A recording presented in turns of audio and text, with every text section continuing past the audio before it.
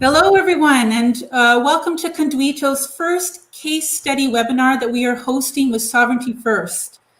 In our webinars to date, we have been talking about big, complicated problems on the global level that are being addressed by local groups, or issues that are happening in a municipality that have far-reaching implications for people that are living in that jurisdiction and beyond that jurisdiction, or for project managers and company leaders that are facing really complex challenges in their workplace, managing different kinds of stakeholders. So according to Sovereignty First, big, complicated problems can only be effectively managed and solved through the kinds of cooperative negotiations and collaborative actions that bring stakeholders together across sectors, borders, cultures, factions, and of course, personalities.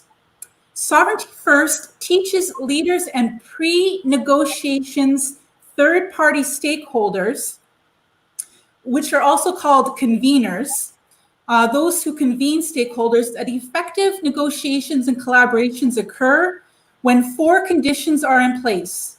And those four conditions are inclusion, so making sure that all the stakeholders that need to be at the table are there. That's what a pre-negotiations third-party stakeholder manager would be doing, or convener. So making sure that all of the parties are included at the table. The second condition is common understanding. So ensuring that all the parties understand where each other is coming from. The third one is building trust among those stakeholders. And the fourth is full engagement and ensuring full right of entry and exit in the negotiations. So these are the conditions that Sovereignty First talks about and teaches.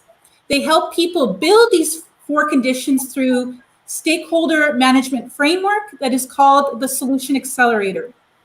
The Solution Accelerator provides the necessary protocols to accelerate solutions to complicated problems. These protocols to build the four conditions are taught through in-person training, consulting, Sovereignty First online courses and webinars that are delivered in partnership with Conduito, and through Sovereignty First direct hands-on consultation with groups and organizations to build the conditions for them.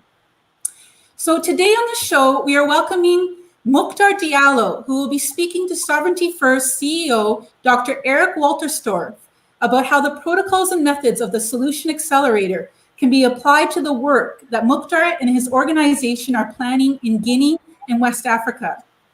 And just to give you a little bit of background about Mouctar, he is originally from Guinea. He has a BA and master's degree in international relations and anthropology from the American University in Cairo in Egypt. For the last 9 years, he's been conducting research in West Africa and the Middle East and North Africa, or the MENA regions.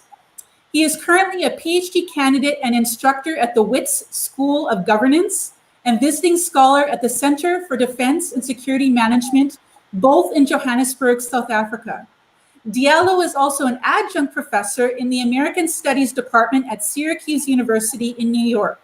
His research and academic interests investigate political action through ethnography, which is a type of research method where an investigator will go to a field or location of study, immerse themselves to see how people live and work in that context, in their own context. To date, his research is focused on state formation, security, and state-society relations in West Africa and the MENA region. Diallo is the founder and director of Conflict Frontiers International, an NGO focused on the broader issues of conflict, resolution, peace, stability in Africa's social and political landscapes. The current focus of this organization is to bring key stakeholders together to deliver conflict mitigation programming and interventions to solve complicated issues in West Africa.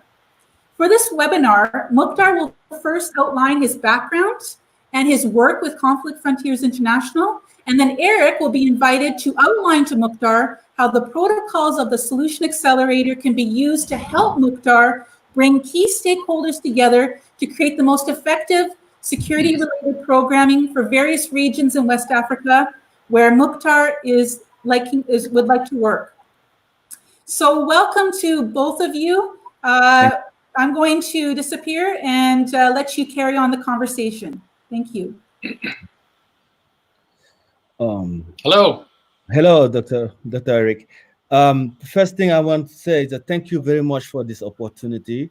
And I want to thank Condito and Melissa for providing me this chance to talk and share with you a little bit of a work that we intend to do and some of the objectives we intend to reach at one point in time. So to start with, I was very interested early on by violence, and violence not just in terms of its manifestation, but how it kind of stems from human behavior, in a lot of ways. How what pushes us to become violent and the process that eventually lead from a peaceful behavior to taking up arms or fighting or bursting out of that peaceful stage to some kind of very bellicose attitude in a certain sense. So what I was in terms of conflict frontiers, our intention was over the years, based on the little bit of experience that we had by engaging in different NGOs and different approach to deal with conflict and to mediate conflict or to try to resolve conflict, we figured that there was a issue of epistemology and ontological issue, understanding of what constituted actually the conflict, and what were the underlying reasons why people engage in different type of violence. So the conflict frontier, our intention is to have a holistic approach to it by trying to create an ecology in which stakeholders can come and teach us or tell us or provide us with the right information for us to actually understand what's going on within their own social landscape before even thinking about developing some kind of analysis about it. And eventually trying to provide some kind of ecology enhancement in terms of creating solutions, in terms of thinking, in terms of making decisions, in terms of providing leadership.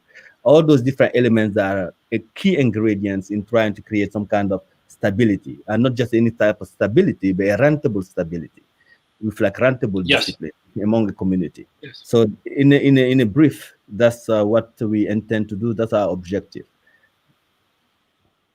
This is exciting. How many years is the project planned or funded for?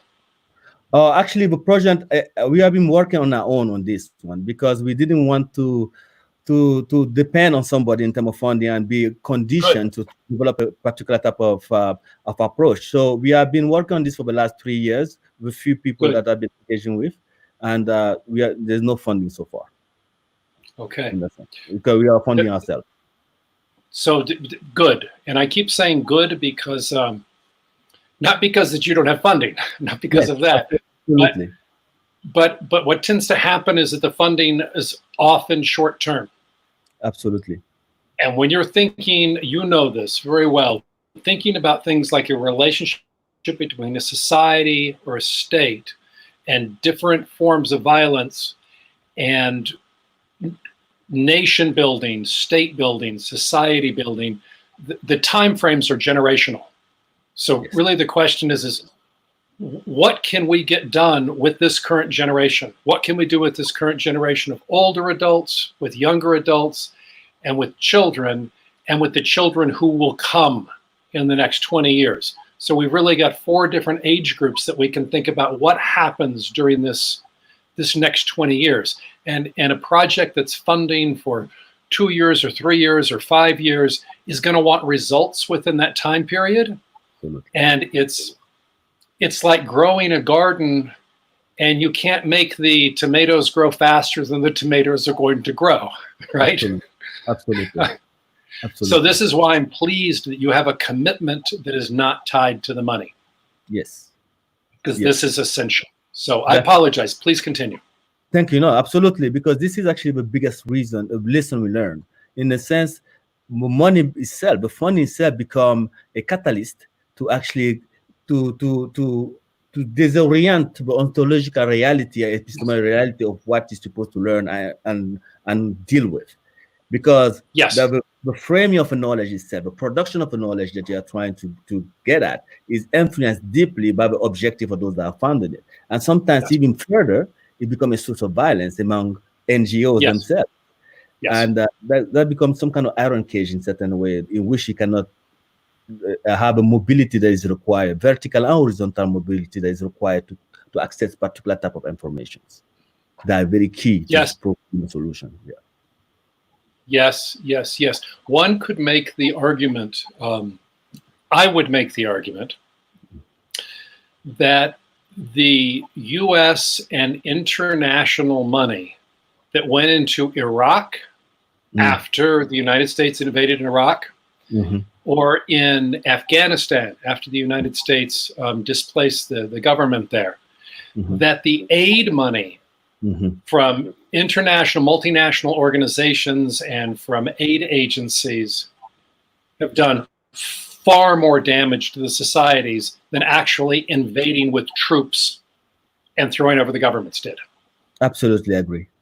Absolutely agree. Because the funding become part of a new scavenging process in which the hierarchies that have been destroyed by the invasion are recreated based on those that have access to those resources. Usually when the pyramid is turned upside down, those that used to be at the bottom, since they have the numbers and since they're usually the people that are quote unquote liberated, tend to perpetuate the same violent practices that were put in place by the previous regime.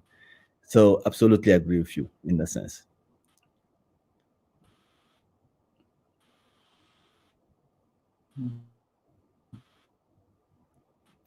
Are you here?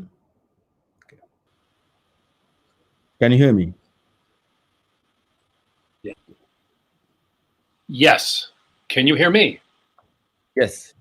Yes, sir. Okay, we're back. Okay. That development, like a garden, like many things, is layers building on layers, building on layers. Yeah.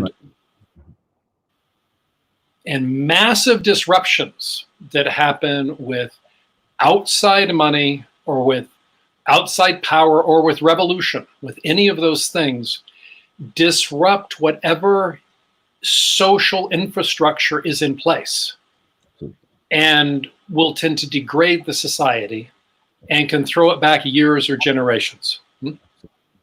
Absolutely. So it instead to say, okay, this society is functioning, because if we're looking at Ghana, every village functions. Now, it may not function like a modern nation state, but people grow families, they trade with each other, there are agreements, there is a functional culture. Whether it's healthy or damaged, it's functioning. There is a functioning society. Yes. So the first task, well, the second task, the first task we'll talk about in a minute is inclusion, but around common understanding is to say, how does this work? How does life work here? How are decisions made? How are agreements kept? How do people agree on agreements? How do things work here? So this idea that with your dissertation around this ethnographical, what I heard was immerse yourself in a place and say, what works? How does this work?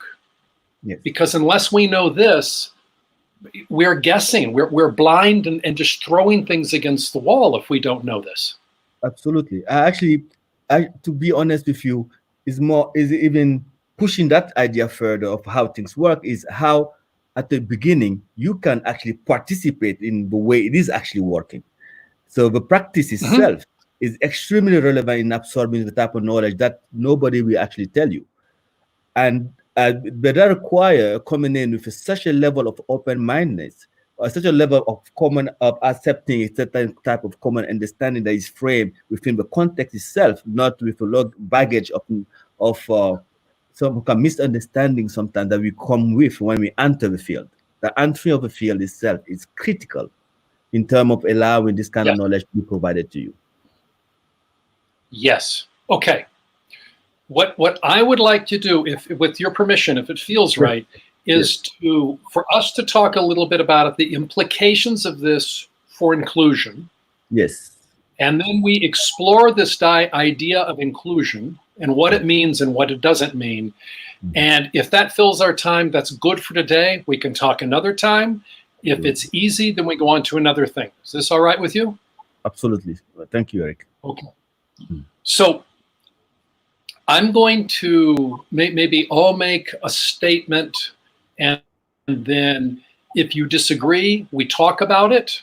If you want to add something, that's fine. Or if you say, no, that's obvious, keep going. Okay. Okay. So we're on the same page here. Yeah. And just as when you go in with an open mind, so we engage with each other with an open mind.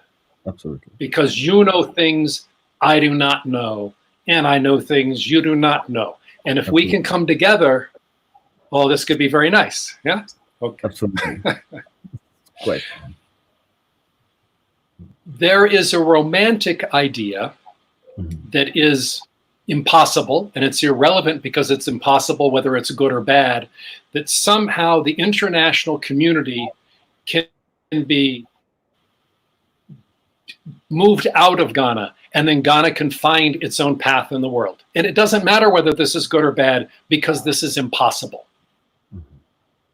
The world will not leave Ghana alone. Businesses are not going to stop and say, we want no business in Ghana. Families will not stop at the borders. Okay. So everything is mixed together. And because it's mixed together, my understanding is you're working in Ghana, that you grew up in Guinea, but you're working in Ghana. Is that correct or incorrect? No, that's actually incorrect. I'm from Guinea, but I'm using Guinea. I'm using Ghana within a multi-case study framework, where I'm using Ghana, Guinea, and Ivory Coast to try to understand state formation trajectories. So you're looking at Guinea, at Guinea, Ghana, Ivory Coast, and Ghana. At these three countries. Yes, because Ivory Coast and Guinea used to be part of the same colonial fabric. So, but colonized by the colonial system. And Ghana it was colonized by a different type of colonial system, which is a British one, in the sense. And at one point in time in the 1960s, Ghana and Guinea almost formed a common state. But when you look at the trajectory of state formation and the trajectory of state-society relation, Guinea tend to go down toward the years, and Ghana kind of like increased in a whole different level and created some kind of sense of democratic image, quote unquote. So that was my interest, to try to understand how two countries that had similar policies, similar leadership almost, at one point in time diverged and went in completely opposite direction when it comes to development and state governance. And you're including the Ivory Coast just because it's in between the two? Because Guinea is a non-compliant variable, Ivory Coast is a compliant variable, and Ghana is a revolving variable.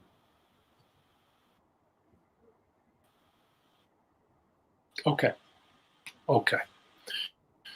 Stepping back, well, thank you for that correction. I had that wrong. I didn't understand. The international West Africa, the rest of West Africa is not going to leave Guinea, the Ivory Coast, and Ghana alone. Absolutely. Neither will the rest of the world. Absolutely. Okay. So I agree. Inclusion requires that we include all of the actors who can affect or who can disrupt any agreement. So it doesn't do any good to say, we're going to ignore the World Bank, because the World Bank is a player. We can't ignore the French government or the US government. And we can't not include local business supply chains and networks that are operating beneath legal structures, because if they exist, they exist. Yes, you call them prime actors, I think. Prime actors is what we call them. That's right. That's exactly. So when we talk about inclusion, we say initially we don't worry about the problem of how do we get these people to talk together. We don't even think about that problem first. We say, who do we need to be part of these open discussions before any negotiations? Who do we need? And that could include, oil companies. It could include governments in exile. It could include drug cartels. It can include teachers' unions. It can include NGOs. It's whoever has enough influence that they can help make something happen, or they can disrupt or sabotage or block something. They must be included. Everybody for impact. With anyone now, of course, everybody has some impact from this to this, right? Yeah, that's what I mean. Okay, fair enough.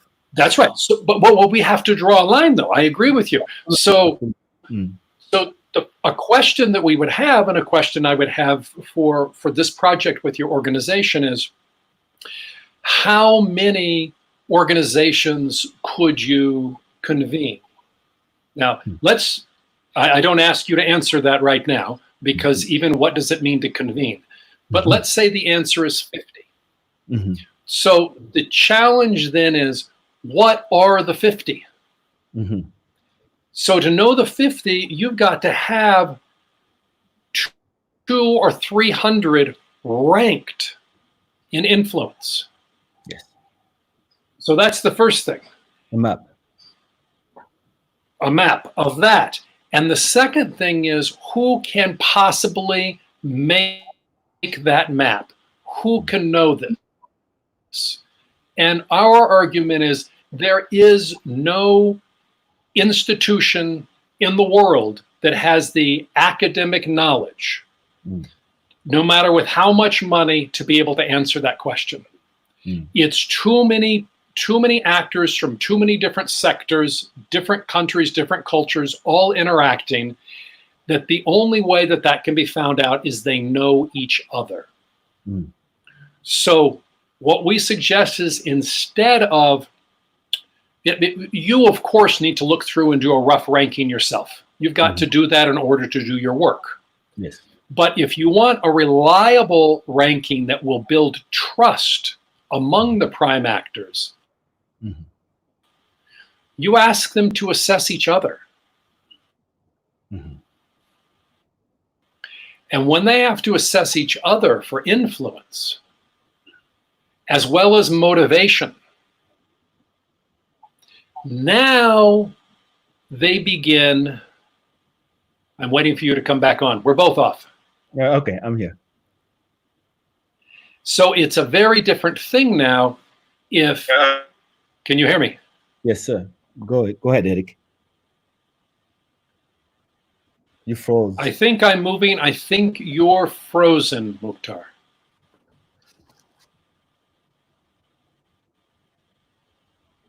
We're fine. We're both fine, I think.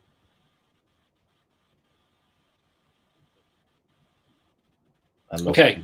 Can you hear me now? Yes, sir. Yes, I can hear you, Eric. Go ahead. I can hear you. Hello. I can hear you. Go ahead. I can hear you. Go ahead. There you are. So I was saying that our approach is, we break this in steps. And the first question that we ask is, for any particular area, for those 3 countries, for one city or one region, who are the prime actors? And to know who the prime actors are, and they need to be ranked by influence. So if you have 200 or 300 of them ranked by influence, and you say, we can engage with 50, then you show this list and you say, we're going to take the top 50. If you can do 100, you show the top 100. And if you or any university or any government or anyone with money or power ranks that list, it'll be just what you said before. It will have an agenda, it will be highly biased, and it will be a major intervention into the field. And it says, I have knowledge, I have power, and this is how I see the world. And if it doesn't match your world, too bad. And things begin with the train wreck. Afghanistan. You said this earlier, yes?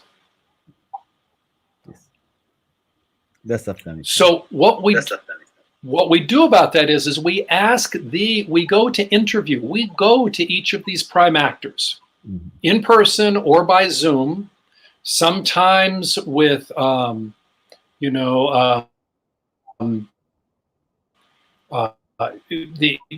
hidden confidential P2P protocols, sometimes very openly and publicly, whatever they're comfortable with. And we ask them to assess each other. And we say, who are the most influential actors and why are they influential? And what are their motivations toward this place or for whatever issue you're working on? Okay. I got a quick question then. And then if somebody says, well, how do you know that? Then you say, I don't know. This is how everybody else describes you. Okay. Does this make sense? Yes, it does. It does make sense. But I was just wondering, for the sake of argument, can you hear me? Can you hear me? Can you hear me? Can you hear me, Eric?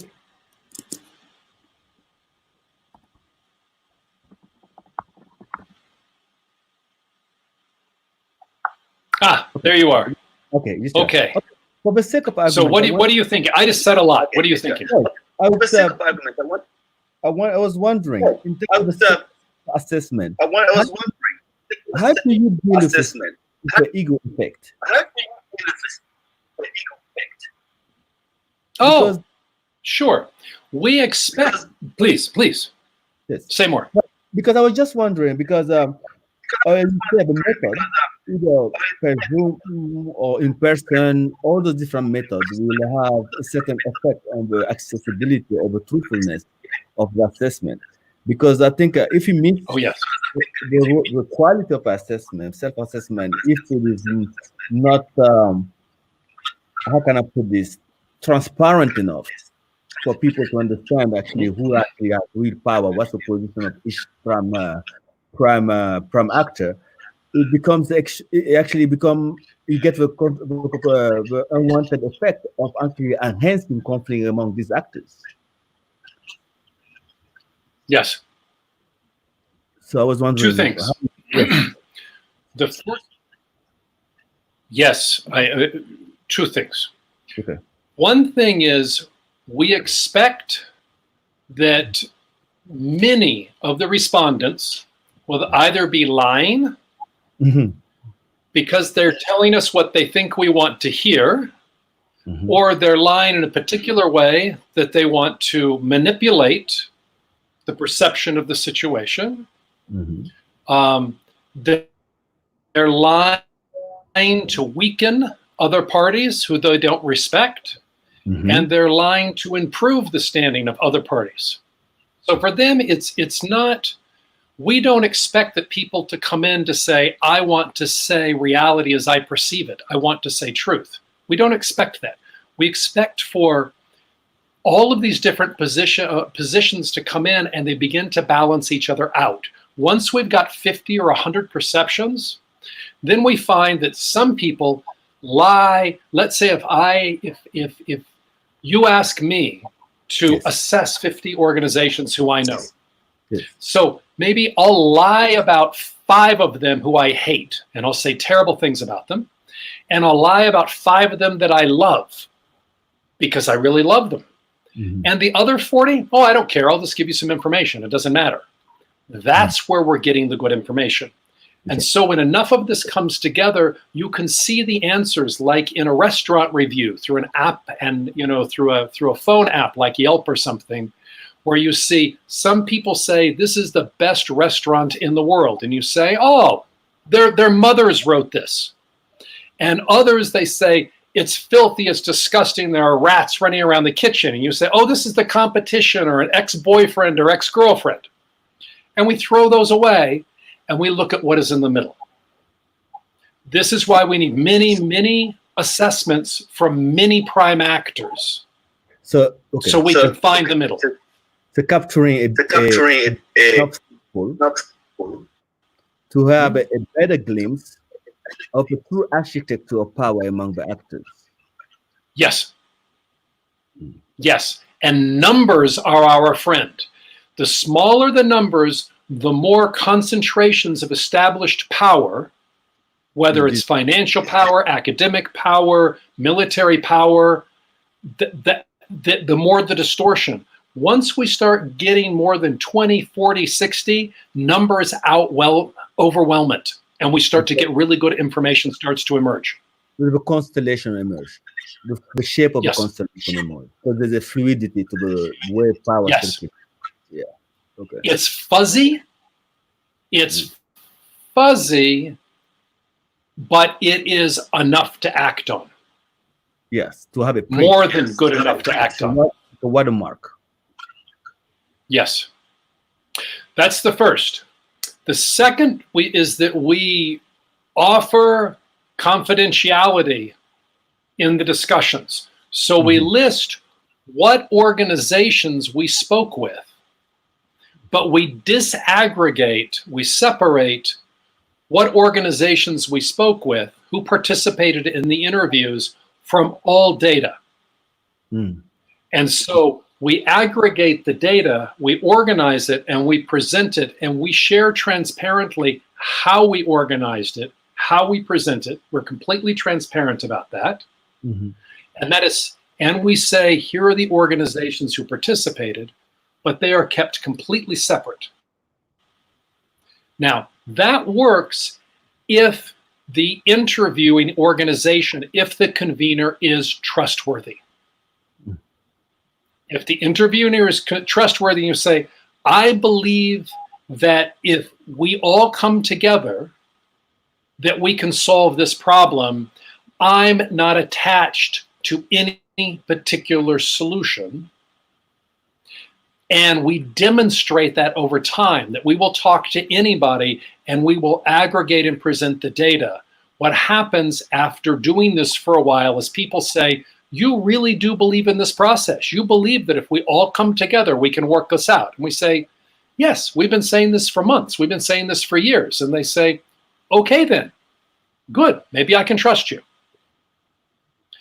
And that leads to the third piece of the three, which is that we don't take a single snapshot. We repeat these intervals at these interviews at regular intervals. Maybe every 4 months, maybe every 6 months, we go around and around because the prime actors are changing. Yes. And because it builds those relationships. And we're still not asking anyone to be in the same room together. That's much further down. We just want to get information right now about who are this ranking of actors. And then here are the 70 that we can actually work with, and there are prime actors for right now. I'm following this far. Am I answering some of these concerns that you see on the ground? You are, but I think in terms of, you can, but I think I'm trying to, as a practice, meaning as a process going from theory to actual practice implementation. Yes. I'm trying to visualize it in a different way, but I need to completely listen to you for a little bit more and understand, because this is where I think context and culture and practices and a lot of, not even in terms of putting people in the same room, but in terms of method of engagement, method of ways of accessibility, ways of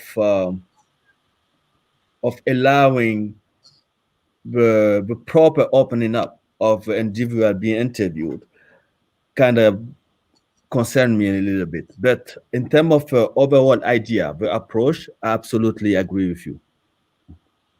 What we have found on the ground is that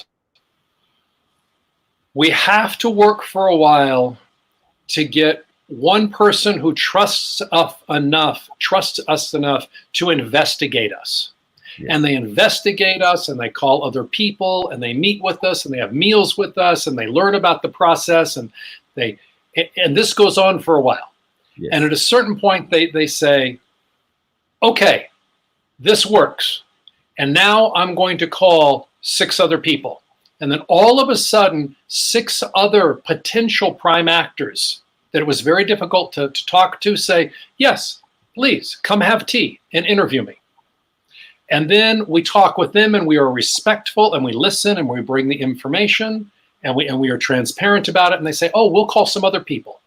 And it spreads. People want to be heard. People they want their reality acknowledged, and they want to influence. So it's something that wants to happen if we can simply show patience, respect, we listen, we're honest, we're transparent, and it happens because it wants to happen. Yes. Yes, absolutely. I agree. I mean, there's a very interesting case at the moment in Mali. What's going on in Mali at the moment, and how all the hierarchies of the power relations that we assume existed through the state being completely overwhelmed by the informal nature, by the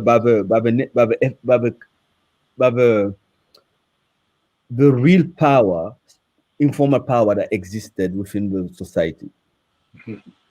But this particular power was, in a particular sense, subdued by state power for a while until the issues in the north, where those structures were more predominant in the north, had more power and more influence than the state. As the state is dealing with that in the north, it enhanced and catalyzed those same structure in terms of the network footprint, and like almost like a routing system that existed down south have become catalyzed, have become more empowered, but they have some type of form, because the reification in the south is completely different, because culturally, epistemologically, than the one in the north, but they have the same kind of power, and the nature of the power is the same. So that's how the Imam Diko became an influential prime actor that burst out of quote unquote nowhere among other people. So I understand a bit, and I appreciate the fact that there's a level of consciousness now that the inclusion, the word inclusion, have broadened the horizontality of the stakeholders, because usually stakeholders were brought in based on method or mechanism of inclusion and exclusion based on particular interests. And now that we know that the knowledge being defined at the top is no longer valid to be prescribed in order to solve issues, we need to develop knowledge from the bottom, and that will be prescribed to us at the top in order to provide the right type of mechanism for resources available. That's what I got from this. Yes, and because it must be so because of the complexity. Yes, the complexity that you call which are called intertwinedness. Instead of entangling the intertwinedness, we embrace it. Yes, and you embrace it because it exists, because there's no sense in denying it. Absolutely, it will no longer no sense in denying it. Yes, yes, that's absolutely. Right. Yes. There's one of my colleagues created a video for our website called "The World Has Changed," and he talks about how it used to make sense to keep knowledge secret because it was very expensive to get knowledge and very easy to keep secrets. Yes. And that has flipped on its head. Now with cell phones and education and the internet, it's very easy to get information and it's very hard to keep secrets. So the landscape is different. Yes, the landscape is different, not just in terms of the nature of information, not in terms of just the availability of information, but the nature of it. There's multiple stems that are now being propagated within the landscape. And then you have to be able to reconfigure the type of information coming from multiple stems in order to get a right glimpse of what actually is occurring. And is also temporal, because the fluidity Yes. is so dynamized. That's right. Dynamic, you know. So that, yes. Yeah. So yeah. I'm excited when you're saying this, because we need structures to take multiple points of information and to bring them together in a way that people will trust enough to act on, and it must be dynamic, because the information and who carries it and the coming together all changes it. Who comes together changes the information. And so it needs to be dynamic, and it needs to bring in multiple points of view so it becomes a living thing. Fluid configuration, very fluid configurations. Yes. Elasticity, actually, even, to be honest with you, in a sense. Yes. Yes. So what I've worked on with my teams over the years is how to build these structures. So how can we have processes and protocols that can be observed, they can be transparent, they can be corrected, that deal with that integrate multiple points of view in a dynamic, ongoing fashion. Multiple integration of multiple point of view in a dynamic first. Wow. That's okay. It. That it is something. Okay. It is something, because I think it kind of break down the asymmetry of power relation within knowledge.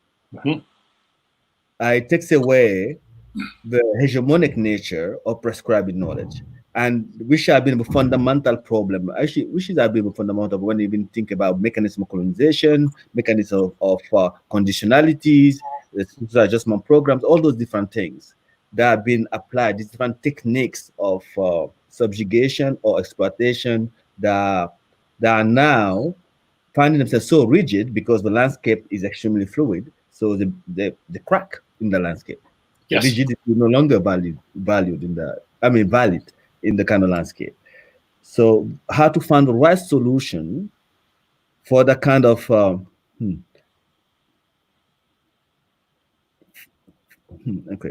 okay. I'm with you. I'm following. Okay.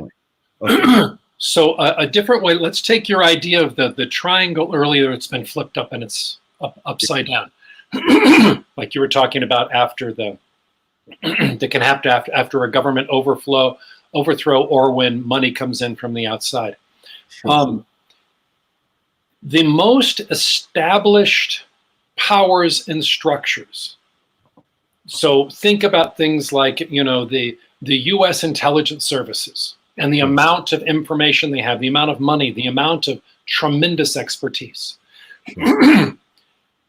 That is all up near the top of the power knowledge pyramid. Sure. But there are very, very big incentives for those people to just be asleep or to serve their own interest, to keep their job. Sure. Now, but there are some people in those environments, a few of them, who are working very hard to figure out how to do open, transparent, bottom-up inclusion and knowledge. But there are very few, maybe 1 in 100. Sure. But if you go to the bottom of the pyramid in terms of relative power and influence and education, you're going to get many more people who would love to be part of this, but they don't have enough knowledge. They don't have enough free time. They don't have enough resources or expertise. And so there's a lot more willingness at the bottom, but less capacity. Yes, sir. So we have, right? So now we've got this pyramid, and in the pyramid, we've got the closer to the top, the fewer the people and organizations, but they exist. Yes. And at the bottom, there's a lot of willingness, but there aren't a lot of organizations, individuals, but they exist. Yes. So the trick is, how do we create networks that connect them so we get a vibrant system outside of the pyramid? The bridges that, absolutely. Yes. I think it's very interesting. I want to go back to Afghanistan again when you talk this and all the multiple. It took a couple of decades to find a solution, and I can see why this is necessary at this point, because as a case study, Afghanistan as a what could I kind of put this to not to be denigrating the culture, is as a locked culture in a certain sense. Locked culture in the sense of how certain values and practices have been conserved, maintained outside of the deep effect of modernity. Mm-hmm. Particular type of knowledge, particular type of behavior, particular type of ethics that is very actually anti, like almost antithetical to what the modernity is, completely opposite in a particular sense, have somehow developed, despite our powers, our resources, deep resilience, Mm-hmm. both in terms of warfare and in terms of discursive nature of cultures and values. Yes. So that was the wall that was being hit all the time in Afghanistan. Yes. So though that wall also exists in multiple cultures around the world in different ways, the resilience is one of those long durée structures they're talking about with longevity. They exist in multiple places, and that's, for instance, in the northern Mali, that's what exists there. The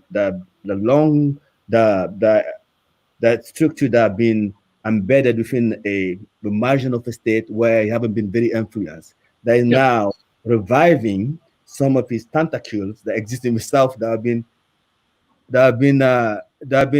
engaged in the modern program for the last half a century or so.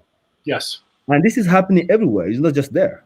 Yes. If you look at all French, if you look at all the French former colonies, they all have what I used to call in my work the northern problem, because the French always subjugated the northerners, quote unquote, because that's where the state builders were. The hegemon, the pre-colonial hegemon resided usually in those type of environmental, like those kind of ecology, mountains or like higher altitude, whatever.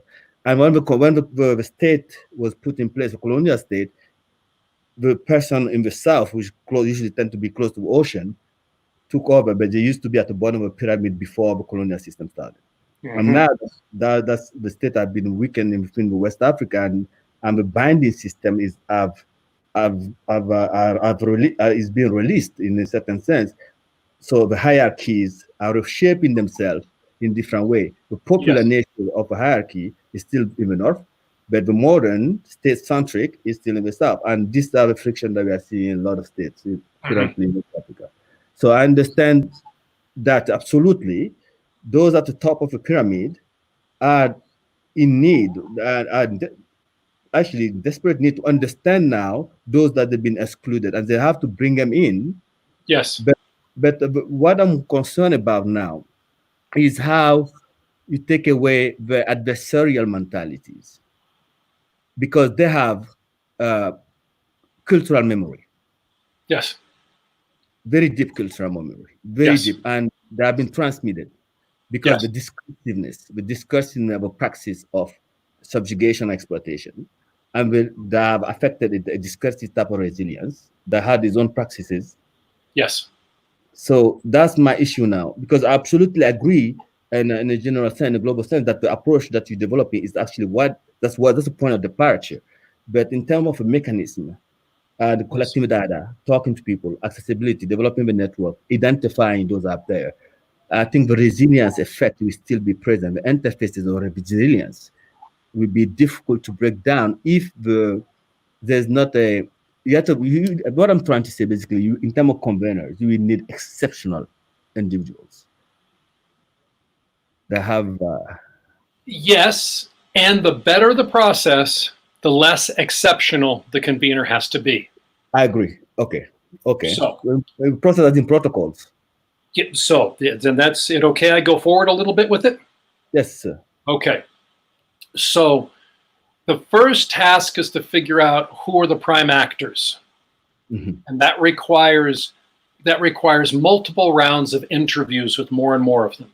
Now, during those interviews, you or we or whomever, the convener is going to those people, to those organizations, or talking with them by Zoom. The convener is not asking for any of those people to be in the same room. Mm. This is not the ask at this point at all. Yes, it's meet and greet. So it's too much. So, and because if we try to bring people together too quickly, what you're describing is, we call it the inclusion trust dilemma. Okay. Where if you include whoever needs to be included, you're including people who hate each other or don't understand each other, and then the whole thing blows up. But if you don't include them, you're only talking to your friends, and the agreement can't go anywhere. Mm-hmm. Right? So this is the inclusion trust dilemma. So the way that we address the inclusion trust dilemma is through common understanding. So what I mean by that is, first, we're doing all of these interviews to figure out this ranked list of potential prime actors, and then we draw a line, let's say it's 70, and we call those the prime actors. Okay. Then we're not only asking these prime actors when they're interviewing to assess each other, who has influence, what is their motivation, we're also asking them, what is the capacity of the society in which an intervention, an agreement is going to take place. Mm-hmm. So we say, what is the social contract from the how are contracts enforced? How strong is the state? How strong is the bureaucracy? How strong is civil society?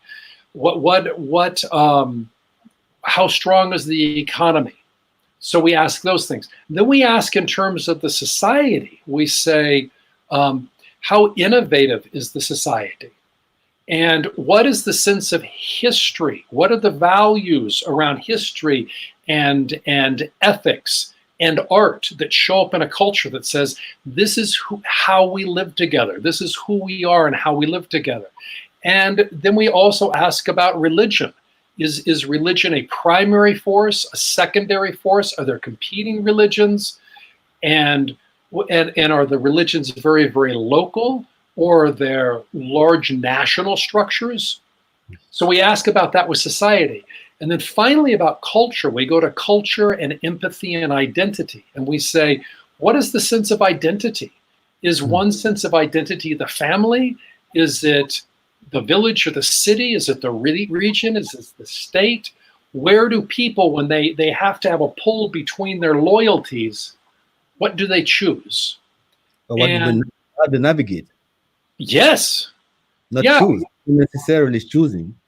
Yes. Because yes. This multiple landscape, overlapping social contract. That's right.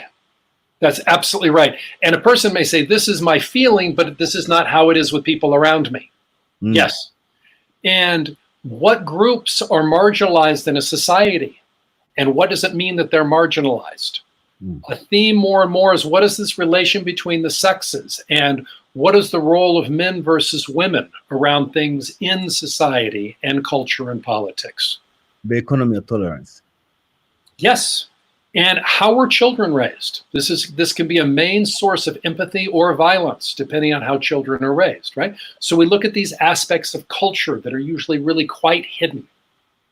So we ask questions about that, very simple questions, but from these very simple questions, we can put together this information to say, what is the capacity of this particular place that the agreement will be implemented to embrace an agreement and to support the agreement, enforce the agreement, sustain the agreement? Because if an agreement expects to have too much capacity, then it fails. If an agreement aims too low, then maybe it's a little redundant. It's not a bad mistake. But if it expects too much capacity, then it fails and it causes corruption and it causes confusion. So aiming too high is a bad mistake. Aiming too low is fine. The worst you get is some inefficiency. It's not a problem. And of course, aiming just right is the sweet spot. So we ask about that, and we ask, what are the biggest presenting problems and the biggest threats? Well, the threats could be water is running out, but the current biggest problem is corruption of the government because it doesn't function well, and unemployment. Okay, so these are the three biggest problems. And then we ask them, all of these prime actors who you know about, these other ones, what is their attitude toward these? Do they care about this place? Do they care about one of these problems but not the other two? Mm-hmm. So we're asking, this is the key information that we need to be able to work together. So we ask these things, we put the information together, and then it's translated into whatever the dominant languages are. And we post it online so people can pull it out. That's one way. Then also, because through our interviews, we're meeting with various organizations, we meet with each one and we say, we look at this information, you want to talk through it. How does this matter to you? So we sit one-on-one with these organizations and we help them to understand all of this information that's come together. And the third thing we do is we start to have regular events where we say, anyone can come. If you don't feel safe, tell us.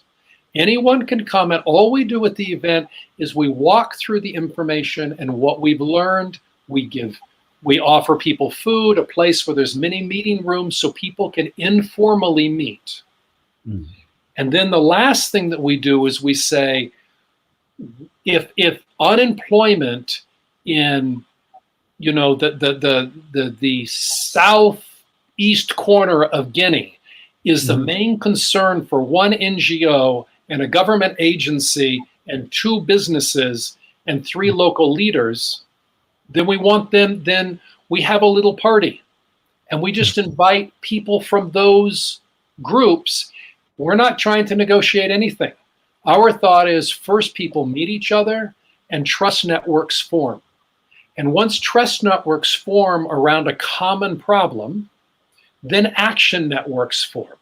And out of those action networks, negotiations begin, other parties are brought in, and there are negotiations for an agreement.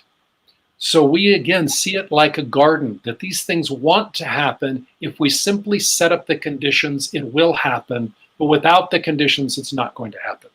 But yes, the condition, the primary thing that is key, I think, is crucial, is the longevity of a project.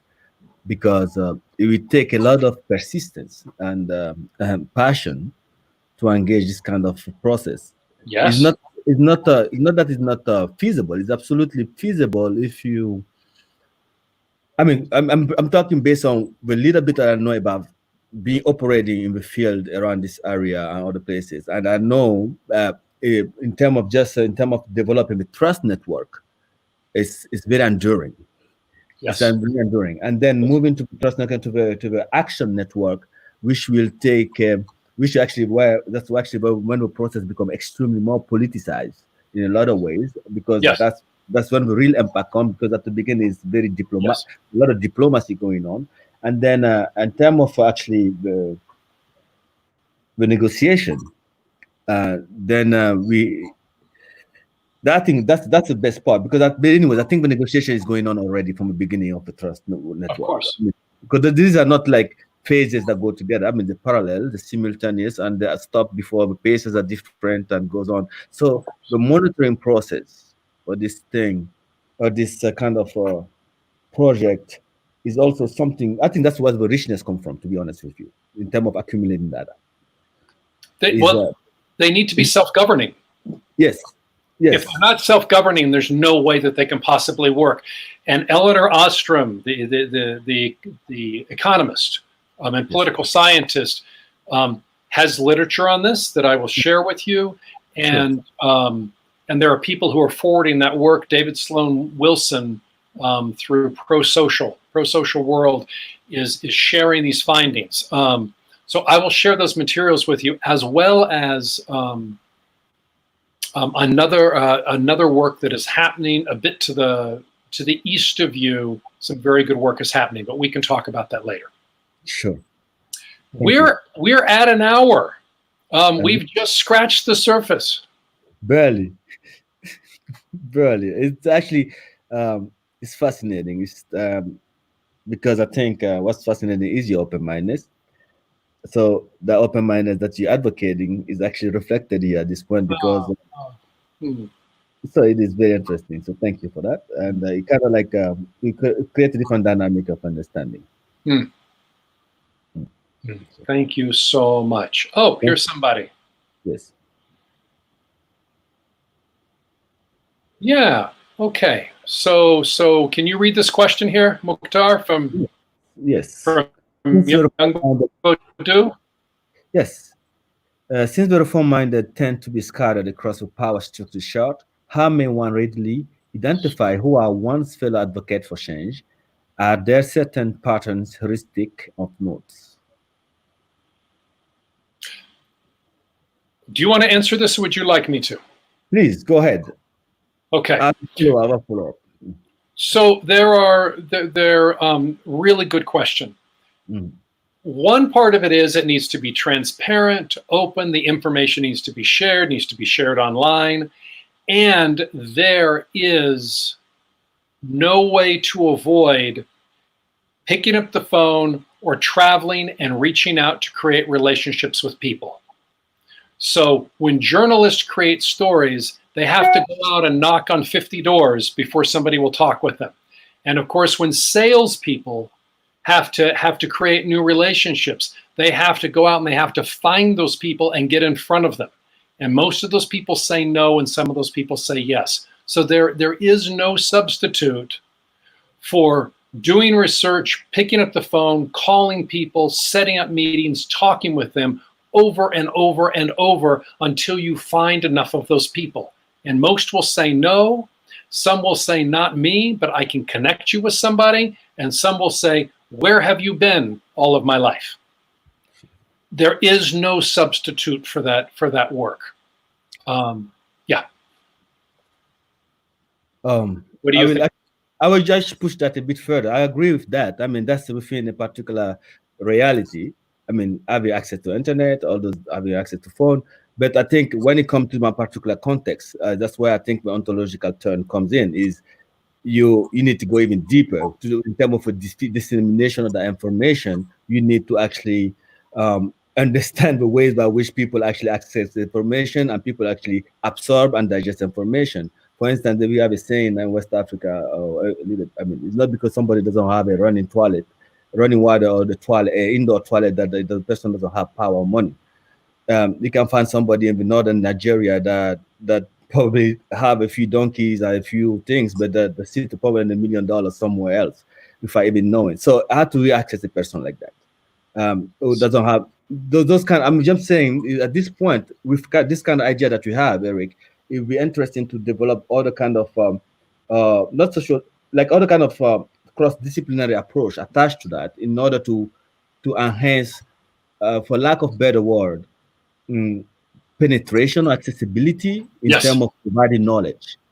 That kind of penetration require, like this is what I was saying, like we need very exceptional individuals that can humble themselves enough to understand that the non-materiality of a world that in which these complexities are now emerging require a complete refining, complete reification processes of how we think about information, how we think about accessing it, how we think about providing it, how we think about disseminating it.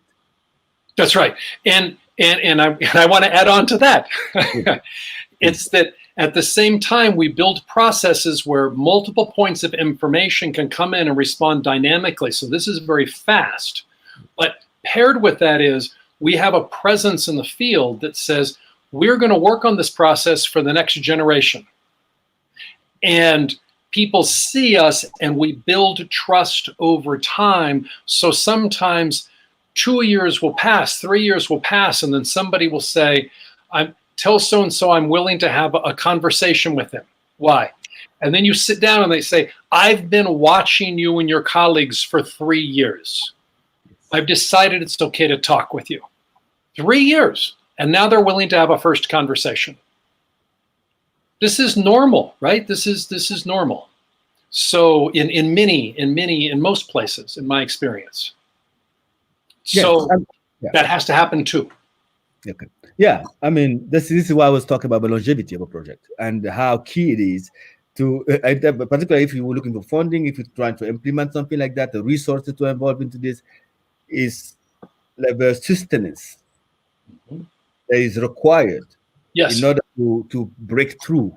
Like the breakthrough, I mean, however minimal the breakthrough is, however pace of breaking through is key at this point. So to make that simple, better to hire one person for 20 years than 20 people for 1 year. Yes, sir. I agree with that. Youngbo, thank you so much for that question. we've run a little bit over time. I'm really enjoying it, but maybe we should think about this for a while, and then we talk again in a month or two.